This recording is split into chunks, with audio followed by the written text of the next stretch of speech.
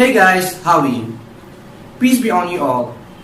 In today's video, I will talk about comments on my previous video. The video that I made on Huawei Mate 20 Pro's 3D live modeling feature. Like this one. Does anyone know how to locate a 3D scanner to begin with? I don't know how to start it. And the one from Zeb Holy. I just bought the phone. Can you tell me how to scan the character? I can't find how to do it.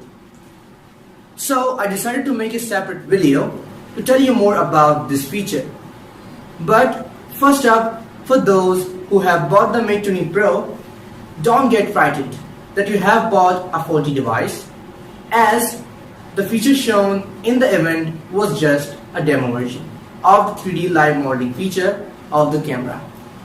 And in order to collect information about this feature, I tried to reach out the officials through Twitter, Facebook, hotline, and I have also emailed them, but still no reply.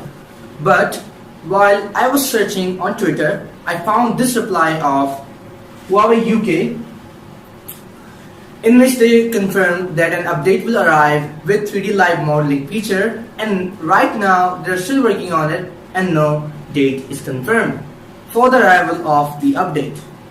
Maybe in the full version of this feature they will add more movements and more characters, and I want them to add more movements, like the movements are four-legged animals and flying birds, and the movements of cars and planes, like this guy was saying in a comment on my video, birds and dogs.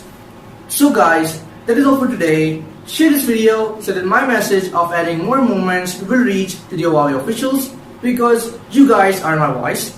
And those which have not subscribed to my channel, consider subscribing, as I make technical videos almost daily. And I will continue to inform you guys about what's new in the technical world. And to get notified, turn on the bell notifications. I'll see you in my next video. Till then, peace out.